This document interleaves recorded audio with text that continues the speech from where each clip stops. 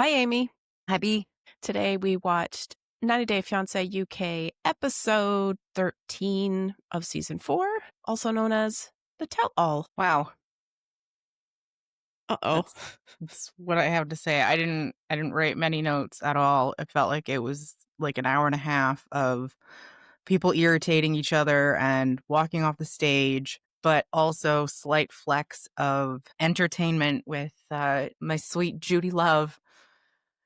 I Oh, so I wanted to ask you this. What did you think of her hosting? I thought she was fantastic. I thought she brought some humor to the show, like a lot of confusion. Like I felt like she was saying everything that I was thinking while everything was going on, and Mm, just so much more enjoyable than Sean. What did you think? thought she sucked. Really?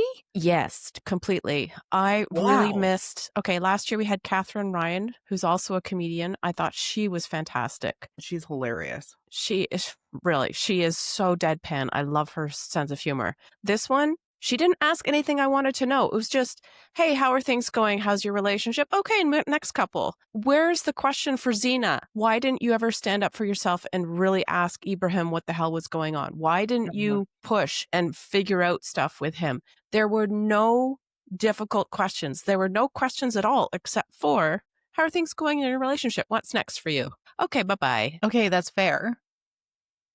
I still think she's better than Sean. But Sean has never It's like hosted 90 Day UK. The only I know. other host we've ever had is Catherine, and she was the best. And I don't understand why she didn't come again this year.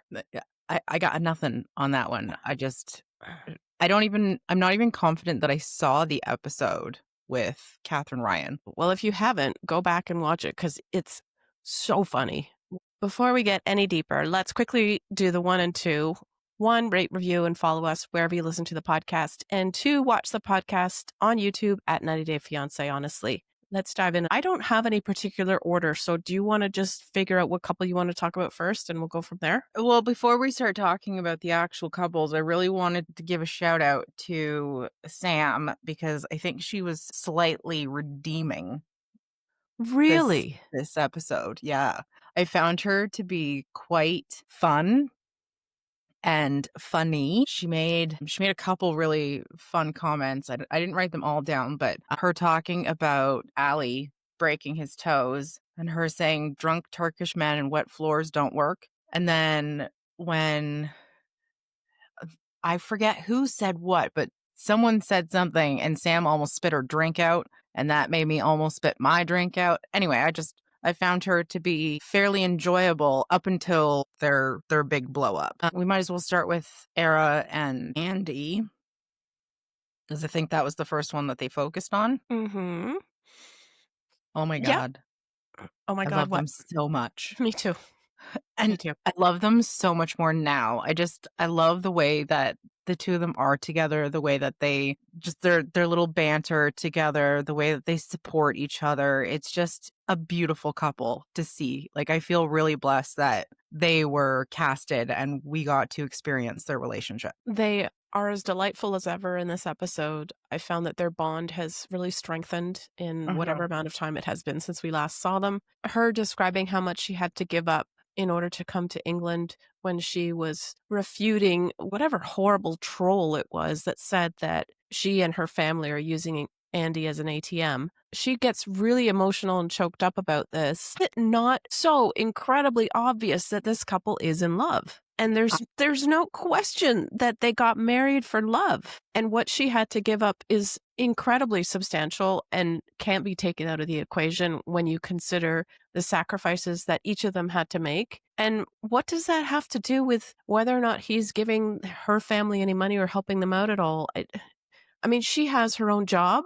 in England. She can send the money if she wants to. I was really offended by that remark. Yeah, me too. But I also loved, before she got emotional, when they brought it up, she laughed. She started to laugh it off and said, "Yeah, where's the money?" And I Yeah. thought that that was a really cute quip from her. But Hmm. I can only imagine what that would be like for her, for people to be saying that kind of stuff. And I really don't understand why people feel the need to go online and to say stuff like that when it's completely and utterly unnecessary. What does that have to do with your life? I mean, I say this even though, we have a podcast talking about these people, but like, Yeah, I get the irony, but there has never been a question of money being exchanged between this couple or for uh-huh. him to give to her family. Never once. And yet we've seen that with some of the other couples where it's obvious that something else is happening. So where they get this idea from is just pure like malevolent imaginings. Where did this Yeah. come from and why do you have to say it? Mhm. And it's not like, Xena and Ibrahim with him actually asking her for money and Yeah. her actually sending him money and then his family relying on her money. Mhm. That's never been a thing between the 2 of them. Money has never come up Nope. between the 2 of them. And like Andy says, her family is fairly well off. They're considered a middle class family in the Philippines. Why would there be a need for them to trap him and take all his money? Anyway, let's move on. There are several emotional moments in this segment with R and Andy. And everybody, well, almost everybody on stage is brought to tears by the things that they're saying to one another because they are so heartfelt and so genuine. And you mentioned Sam before. She has to take a moment to walk off stage because she's so shaken up by what's going on. And I was trying to imagine at first I thought, "Oh, is she just calling attention to herself? This seems like a Sam kind of thing to do." But then I was like, "No, I think the reason why she had to leave is because she's being faced so clearly with a real connection, a true love between these two people, and she can't help but compare that to what she has in her marriage with Ali, and it Mhm. just makes her feel absolutely awful." Empty. Mhm. She wants what they have, and I picked up the exact same thing. Because at first I was like, "Oh, yeah, here's Sam with the dramatics," but then to actually hear her explain herself, like, I could really like, I felt for her in Mhm. that moment, and I felt bad for her, surprisingly. I did not. No. Sorry. Not sorry. Well, I mean, these are her choices, Mhm. so she's reaping the benefits and or consequences of her own actions and decisions, Yes. and her decision to be with him. And her decision to be nasty. Yes. Mm. Yes. I didn't see too much nastiness from her in this episode. I don't wanna talk about her yet. Okay, okay. Go on. Yeah, so everyone was brought to tears. They showed that video of Ara's mom. I Yeah. thought that was so beautiful, Mhm. and I actually had to take a moment because I thought it was so sweet, especially when she ended the call with, "I love you both." Mhm. Just Adorable. just so genuine. It's been I mean, David and Sheila, I think, were the last genuine couple that we've seen, Mhm. and to see this again was just so refreshing and enjoyable, Yes. and it was beautiful. The only other piece of news that I picked up from this segment was that R and Andy are still trying to have a baby. And interestingly, because I wondered about this myself, they're doing IVF because it may be a way that they can prevent passing on his brittle bone syndrome to a child. So fantastic. Love science. I think that's absolutely incredible that they have that forethought. They did say that they're still trying naturally. However, I love that they're thinking about their future and how that would impact their children, and they're going through the necessary steps to avoid it as much as possible. I think that's just so wise and considerate for their kids. Mhm. Who would you like to discuss next? None of them. Excellent. Goodbye, everybody. Thanks for listening. We'll see you next Yep. week. um I felt like there was just so much of the nothingness until there was the fighting, and, just the amount of times that people walked off stage was just, "What? Where are you going? Okay. You coming back?" Yeah, But that was a little silly.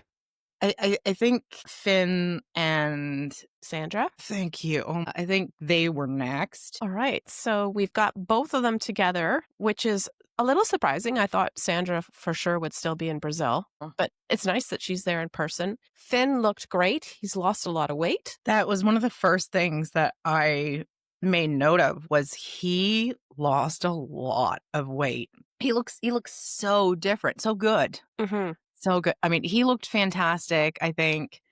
Um, Who else was it? Ara looked absolutely phenomenal. Xena, oh my god, she looked incredible. Yes. Anyway, yes, Finn lost a lot of weight. But he did wear the bean mask to start with, which I was like, Oh, "Oh, that's what made Sam spit her drink out. yes, yeah." I didn't think that was necessary, but whatever, it's his sense of humor. We don't always understand No, the British sense of humor. not always. Not always. But before they get started on the show and all of the cast is in the green room, Finn is talking to the other men and he's talking about wanting to propose to Sandra again. And I was like, "What? Oh, no. No, Oh, don't no. do this." And then there's, like, that aside interview with Sandra where she says, "I don't want it to be public. I don't want this. I want it to be like this." And he was talking about doing it on the air. I'm like, "Oh my god, are you gonna fall flat again?" Well, it did kind of seem like a bit of a setup because obviously he's had that conversation with her before because he knew at the very, very end what to do. Mhm. So he knew that she wanted it to be private. He knew that she wanted it to be romantic, for there to be some thought put into it. And yet he's proposing this idea to, I think it was Andy, as if what? Her opinion doesn't matter. He's not going to take that into consideration for the second time. That seemed like it was going to be a big misstep. But on the other hand, because he was talking to Andy about this idea, I thought Andy was the perfect person. He's so sweet, so kind, and just gently suggesting that maybe Finn should look for a less public venue for this event and choose something that Sandra will love. His Yeah. response was so diplomatic. It was gentle, it was kind, it was compassionate, and his point really got across. Like, I think he really impacted Finn's decision, or at least I hope he did. Seemed like he did. I loved that interaction, that kind guidance, and it worked out. Then, when the couple is on the couch and it's their turn to be interviewed, there's an unnecessary guest, maybe. Heloisa comes on screen from Brazil, and what do you know? She still isn't on Finn's side. She's still against him being, Kelso, please. yes, Sandra's husband and the stepfather to Sandra's kids.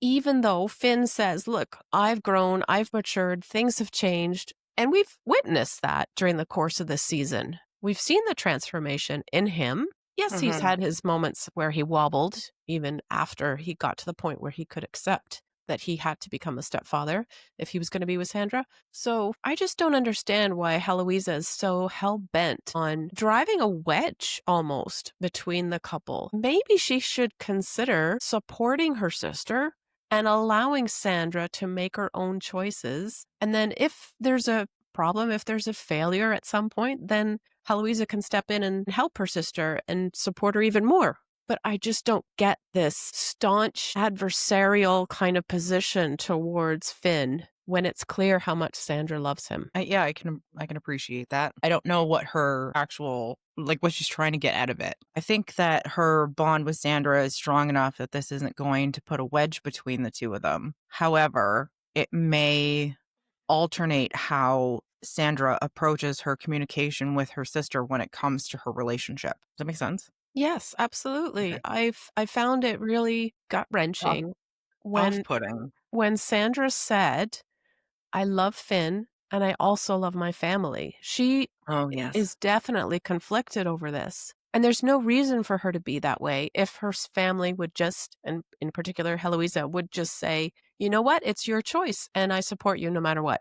So if he's the guy you want to marry, I'm on board. I think it would be different if she had a history of bad decisions when it comes to men. However, we've seen how Finn has reacted with regards to Heloisa inviting the ex to family gatherings. So it doesn't seem as though this is a pattern for Sandra to pick the wrong man. I think it's very specific to Finn, and that is like that has to be so difficult for her to juggle, Yeah. with her sister not appreciating Finn and Finn constantly questioning whether or not Heloise is trying to get her back with her ex, and there's just a lot of drama. Mhm. Unnecessary drama. Yes. Well, the couple is still engaged. It's a sort of kind of situation, I think. And Finn says the next step is that he has to move to Brazil. Okay, yes, we already know this. Thank you, Finn. Finally. Yeah. When? And he says soon, as if that's helpful. Very committal. Yeah. Yes, he mentioned taking baby steps, and that's fine, but I still think you can have a deadline in mind, like in 1 year or in 2 years if he needs more time. I I still don't have too much faith when somebody says, "Yes, I will do that soon." Is that just me? I just feel like that's non-committal. No, my face is just because I used that phrase this week. I will get that to you soon. Yeah, in a work situation, I get Yeah. it. But I It's either mean, soon or shortly or something, but I'm like, "I'll get to it when I get to it, sir." But it's this going to isn't the my bottom of the relationship. pile. Yeah, it's not Yeah. my relationship, this is work. No. No, I think it's different in a relationship setting. Anyway, that's all I have on them. Do you have any other comments for the couple? Yep, Minus, of course, the final scene. Okay. Shall we move on to Sarah and Marco? This is gonna be so easy. they got married. Good for them. The end. This is literally my only comment. They got married. Mike, I have a couple of comments. One is they seem very lovey-dovey. They were always touching each other and looking at each other and giving the secret glances and little, couple stuff. And when they announced that they got married, I was like, "Oh, okay, so you guys are newlyweds. This makes sense." The wedding was Mhm. in Italy, and great news, they plan to have a family at some point. The end. 'Kay, well, my biggest disappointment was that they didn't show any of the food that they As per had at the usual. wedding. Mhm, Why would they do that to us? I mhm. mean, there's been so much food in this season, and yet you failed on the Italian wedding food. Come on. Like, anyway, Maybe there'll be a spin-off series just with the wedding, and then you can get your food maybe. satisfaction level up. Who's next? You choose. I feel like we just completely skipped over Xena and Ibrahim. Alright, let's do them next. Well, I didn't have much to say about them. Oh, I have They were talking about her video about, being stranded in oh, the Gambia, fuck. and she said that it was a friggin' joke. She said it was a skit. Yes. Okay. Yeah, So this is where she lost me. I have 0 respect for Xena at this point, yeah. 0. Because, okay, fine. You wanted to do a skit. Did you not think that some people would take this seriously and believe you, which makes you a liar? Mhm. And or if you are trying to cover up for yourself because it was true and you're embarrassed now, what, you're a liar? Yeah, she's lost all credibility. Completely. It's as if you know how some people go online and they pretend to be sick in order to garner sympathy and even money Yeah. from other people? It's like that. She tricked us all, and I am done with her. Finished. Thank you, Zena. This is not what I came here for. No, and, like, to see her trajectory and our appreciation of her from the very beginning and how that just blew up in our faces. Yep. She was phenomenal at the very beginning, and then the more that we got to know her, and that's why I love this show so much is, sometimes it's not predictable. So I found this very, very surprising and very, very disappointing. Xena, do better and grow up. The one thing that I did learn from this, it solidified the fact in me for me that she and Ibrahim are actually deserving of each other because Mhm. they both lie, they both manipulate, they're both at that level of not thinking there's something wrong with trying to deceive somebody for your own gain. So, fuck you both. Bye-bye. Powerful words. Anything else that you want to mention when it comes to them? Nope. Excellent. Me either. Shall we go to Shorna? I love the fact that Adnan didn't show up. Me too. That was so poetic. It was Sorry, a my allergies. classic move. I loved it. I thought it was great for him not to show up. And yet I was a little sad, not because he wasn't there, but just because he wouldn't have been able to defend himself. And I thought that he deserved that at least. I learned that he dropped off the face of the earth for 2 months, while in that 2-month period, she had decided to convert to become a Muslim. Mormon. And Mormon. Thank you. That's what I meant. Sorry about that. Interesting series of events. Yes. He comes back into your life and you just don't tell him? Okay. Mhm. Okay. Great. That fact that their relationship had these gaps in it for 2 to 3 months at a time also taught me something, which is that it was 100% about sex and nothing else. Mhm. Because to have that kind of turn the tap on, turn the tap off relationship where you're not communicating at all, and yet you go and travel there and you guys have lots and lots of sex means that's what it is. She was a sex Mhm. tourist and he was her toy boy. This whole thing Boy was a toy. setup. Toy boy? Boy toy? Boy toy. Yeah. Toy boy, boy toy. And she was completely off her head, thinking that after she turned Mormon, she would make the relationship work based on anything but the one thing that had held them together for all this time. Yeah. Great. I was really surprised though when Andy came to her defense. It was nice of him to do that, but I was like, what does he see that I'm not seeing?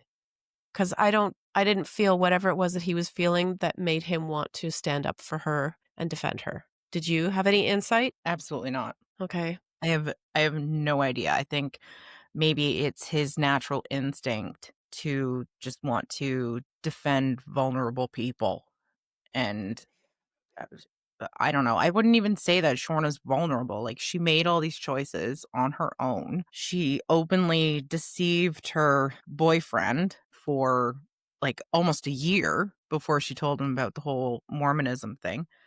I think it's just Andy's heart. That makes sense. I wondered if it had to do with her daughter. When her daughter came on stage, Shorna had a very emotional breakdown and had to leave for a little while to gather herself. I couldn't figure out where that emotion was coming from unless it had to do with the fact that she loves her obviously she loves her daughter so so much, but she also recognizes in her daughter that she is steadfast and mature and grown up and Shorna's own self is not.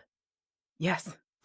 So Well, maybe it was recognizing her own failures by seeing her daughter, who is such a fantastic woman, come on stage that made her but I have no idea, that was just completely conjecture. it could be extreme guilt because Yeah, she's now screwed up yet again.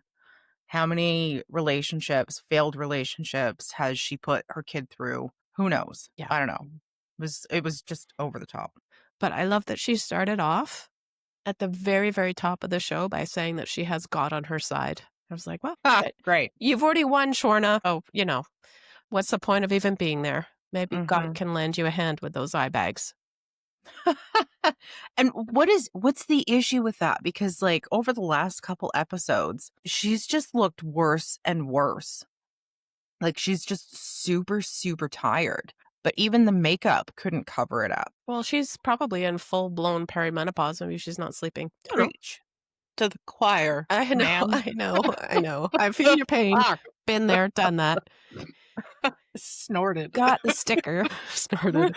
I think I've slept 10 hours in the last week. Oh, that Anyway, sucks. let's Yes. move on. The Shannon and Mete. Mhm. The drinking game edition. I loved when Judy brought that up. It's That was like, good. and then for her to say, some people are still in the hospital. That was that was a memorable moment. I'll give you Yeah, that. But I really enjoyed that. And I also love the fact that both of them could laugh about it. yeah, And also, Shannon looked phenomenal. Just an absolutely gorgeous human being. And Mete, surprisingly, also looked great. He looks like he lost a bit of weight as well. yes. Everyone just looked fantastic at this tell all. Mm, they did. Oh, Yes. and Andy's suit was just so dashing. Okay, anyway, Shannon and Mete. Okay, I have 2 things written down. The first one is a question. Does jealousy really come with loving somebody? I also made a comment to the same or a question of the same point. Jealousy in the relationship? What? Well, yes, we knew it was there. Absolutely. Like, does that actually come with being in love with someone? Because I don't think I've ever experienced that. No, I don't think so either. I definitely associate it with an immature relationship, like something you might have when you're a kid and you have a crush on somebody and they might like somebody else, and then you're Mhm. jealous. You're so Yeah. jealous. But when you're in a solid, engaged, as they are, relationship, why the hell is this coming up? If it is, then maybe you should look into that. And why are you making excuses for it? Like, does that jealousy not stem from trust issues? Mm, Perhaps you should look at the root of the problem and not continue to make excuses for your jealousy because it's really unbecoming. yes. I hope they can get over it. I don't I'd care. yeah. Second comment that I wrote down is they are not married yet. Shannon has yet to move to Turkey. Uh, That's it. my only other comment was her explanation of their communication style is stupid. How did she explain their communication style? Well, it was something to the effect of, she tried to dumb down her English. Oh, right. Yeah, so that's why she spoke in the broken English, Mhm. which we've talked about before, but it's so irritating, and I think it's just completely and utterly stupid. How is he supposed to learn the Yeah. actual nuances of speaking the language if you're dumbing it down for him? And he even said he can understand everybody on stage and he can Yeah, understand her when she speaks normal English, so there's no reason for her to do it. Yeah. she's wasting so much energy, but I also wonder if she's just, I don't know, exhausted from talking to him, so now she just drops words because she doesn't have the energy for it. I don't I don't know. I just I yeah, that was my comment. Okay, anyway, are we on to the last one now? Let's Sam and go for Allie? it. Sam and Allie, take it away. Oh god. My only comment that I made for them is they're gonna get a divorce. That was the triggered by the tell-all. Just, uh, what happened? I have no idea. She was on about the gaming, Yes.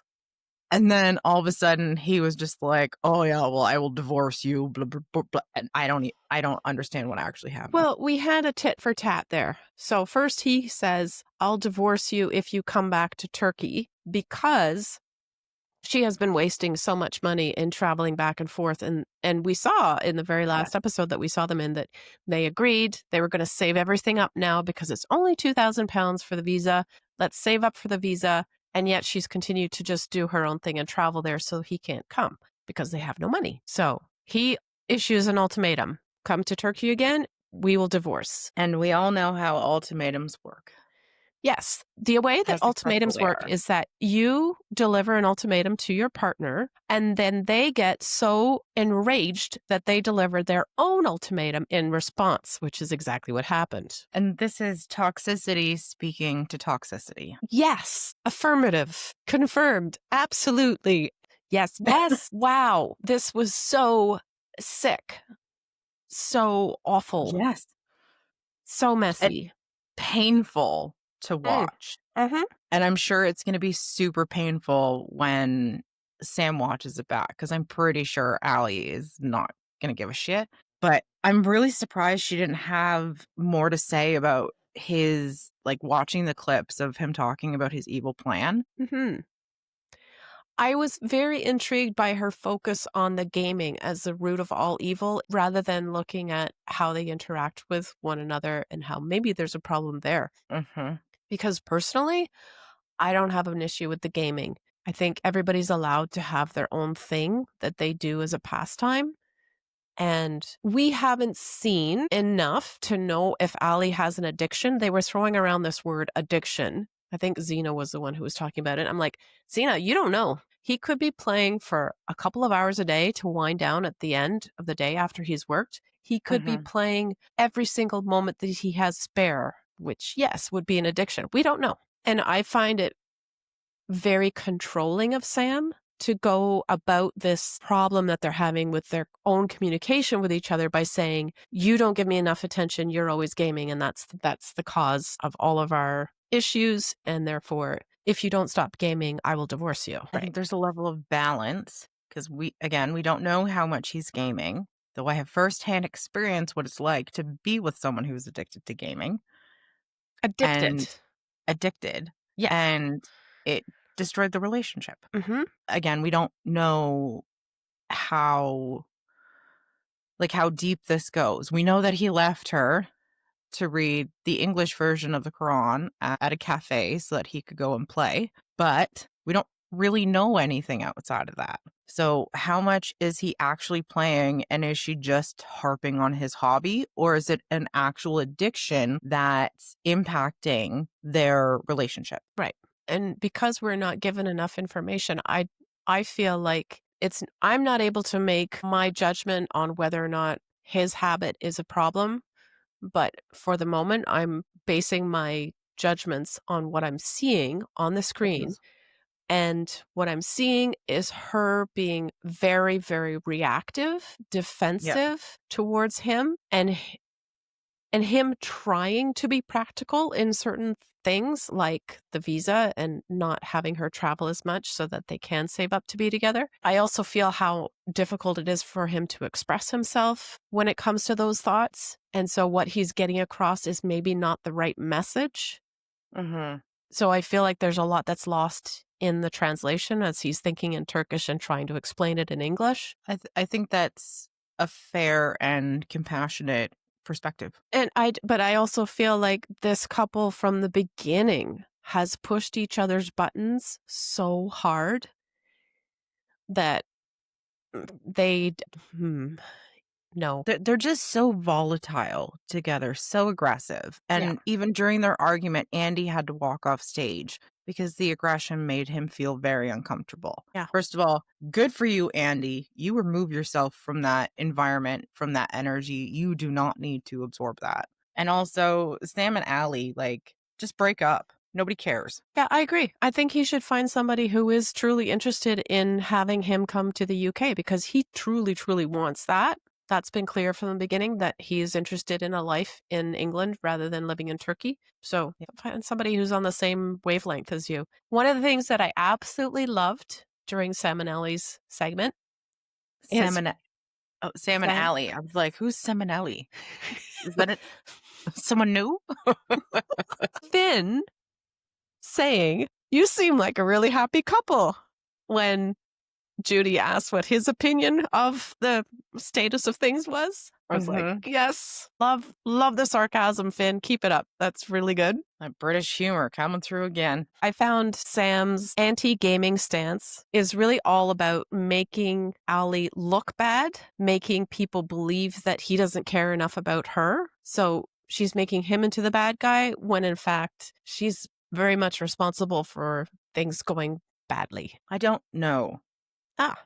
and I really also don't care. Mhm. I just hope that we don't have to see either one of them again. Okay. Well, my final thought that I'll leave you with on Sam is I feel like I do know that that is her intention because of the way she acts with everybody else. Wait, what's her intention? Her intention is to make Ali look like the bad guy and to escape any culpability in the failure of their marriage because she disguises her rudeness as honesty Mm. and being forthright.